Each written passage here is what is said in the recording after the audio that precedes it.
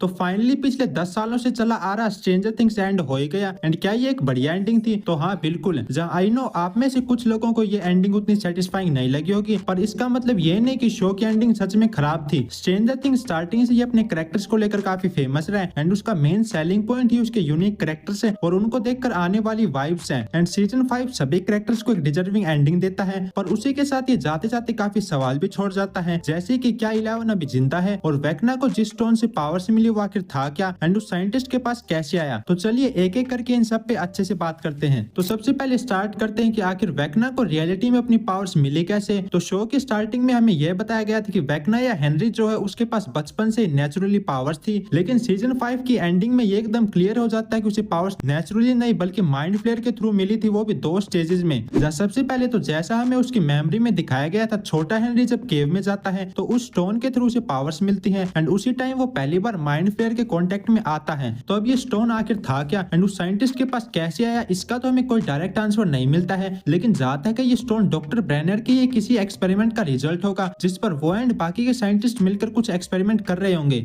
वहीं हम सब जानते हैं कि doctor Brenner upside down and उस वॉल के ऊपर काफी टाइम से रिसर्च कर रहे थे, तो ऐसे में उन्हें mind flayer and the abyss के बारे में ना पता हो ऐसा तो हो नहीं सकता। डस्टिन ने सिर्फ उनके नोट्स पढ़कर दी एबिस के बारे में पता लगा लिया था, वहीं डॉक्टर ब्रेनर तो उससे काफी ज्यादा स्मार्ट हैं, तो उन्हें तो माइंड फ्लेयर के बारे में 100% पता ही होगा एंड अपने इसी रिसर्च के दौरान उन्होंने माइंड फ्लेयर की थोड़ी बहुत पावर्स को हार्नेस कर लिया होगा स्टोन की फॉर्म में। लेकिन जल्दी उनकी ये रिसर्च थोड़ी मुश्किल में पड़ गई जब उन्हीं में से एक साइंटिस्ट को स्टोन की real power and mind flayer के इरादों के बारे में पता चला। तो ये सब पता चलते ही वो स्टोन लेकर लैब से भाग गया एंड इवेंचुअली भागते भागते हेनरी से टकरा गया और वही हुआ जिसका उस साइंटिस्ट को डर था। हेनरी के स्टोन को टच करते ही पावर उसमें चली गई एंड तभी से माइंड फ्लेयर उसे करप्ट करने लगा। वहीं इस थ्योरी का एक सॉलिड प्रूफ भी हमें 001 के इंट्रोडक्शन के टाइम पे देखने को मिलता है। जहाँ याद करो जब डॉक्टर ब्रेनर 11 एंड बाकी के बच्चों को ट्रेन कर रहे थे तो उस टाइम उन्होंने 001 की पावर्स को ब्लॉक किया हुआ था, क्योंकि उन्हें पता था कि वो पावर्स कितनी डेंजरस है। पर इस टाइम तक भी हेनरी को अपनी कंप्लीट पावर्स नहीं मिली थी जिनकी हेल्प से वो वेक्ना में ट्रांसफॉर्म हो सके। ये करने के लिए उसे माइंड फ्लेयर से मिलना था, जिसमें कि इनडायरेक्टली इसे 11 ने उसकी काफी हेल्प की। जहाँ 11 ने पोर्टल खोलकर उसे माइंड फ्लेयर वाली डायमेंशन में भेज दिया एंड यही से वेक्ना का जन्म हुआ। जब कुछ पावर्स तो उसके पास पहले से ही थी और कुछ उसे माइंड फ्लेयर ने दी इस डायमेंशन में आने के बाद। तो आई थिंक अब आपको क्लियर हो गया होगा कि आखिर वेक्ना के पास इतनी पावर्स आई तो आई कैसे। ये सब माइंड फ्लेयर का ही एक प्लान था एंड जिस टाइम हेनरी ने उस स्टोन को टच किया माइंड फ्लेयर को अपना शिकार मिल गया, जिसे कि वो तभी से डेली करप्ट करने लगा, इल्यूजन्स दिखाने लगा और उसी के हाथों उसके पेरेंट्स को मरवा दिया। तो रियलिटी में अपना हेनरी तो बेचारा एक भोला भाला सा बच्चा था, असली विलन तो माइंड फ्लेयर था जिसने उसके थ्रू ये सब करवाया। पर इस प्रोसेस के दौरान हेनरी भी काफी करप्ट होता गया एंड इवेंचुअली इविल बन गया। नाउ एंडिंग पर आए तो मेरे अकॉर्डिंग तो ये काफी बढ़िया एंडिंग थी, जहाँ सभी कैरेक्टर्स की स्टोरी को एकदम डिजर्विंग एंड सेटिस्फाइंग वे में एंड किया। स्पेशली स्टीव की स्टोरी को जिस तरह एंड किया वो तो मुझे काफी बढ़िया लगा। हॉकिंस के हीरो से सीधा कोच और सेक्स टीचर, आई थिंक ये उसके कैरेक्टर के लिए काफी बढ़िया एंडिंग थी। पर 11 की स्टोरी को ऐसे एंड करेंगे ये मैंने बिल्कुल भी नहीं सोचा था। वो एंड वाला रिवील तो एकदम सरप्राइजिंग था। तो अगर आपको अब तक भी समझ नहीं आया है तो 11 अभी भी जिंदा है एंड सीक्रेटली सबसे दूर रह रही है और हो सकता है कि हमें आगे फ्यूचर में आने वाले स्ट्रेंजर थिंग्स के स्पिन ऑफ में भी देखने को मिले। पर यह नोटिस करने वाली बात यह कि अपने बाकी के जितने भी कैरेक्टर्स हैं like Joyce, Hopper, Steve, Max, उन्हें 11 के बारे में बिल्कुल भी नहीं पता है। वो आज भी सोचते हैं कि 11 मर चुकी है। वही माइक को भी कंफर्म नहीं है कि 11 जिंदा है या नहीं, उसके पास बस ये थ्योरी है। तो इनडायरेक्टली इसे डफर ब्रदर्स ने एंड में हमें बता ही दिया कि 11 अभी भी जिंदा है। तो मुझे तो स्ट्रेंजर थिंग्स की एंडिंग काफी बढ़िया लगी, स्पेशली जिस तरह से स्टीव एंड हॉपर के कैरेक्टर्स को एक क्लोजर दिया वो काफी बढ़िया था। बाकी आपको स्ट्रेंजर थिंग्स का एंड कैसा लगा कमेंट करके जरूर बताना। तो आज के लिए बस इतना ही, मैं मिलता हूँ आपसे जल्द एक न्यू वीडियो के साथ। तब तक के लिए स्टे सेफ, स्टे हेल्दी।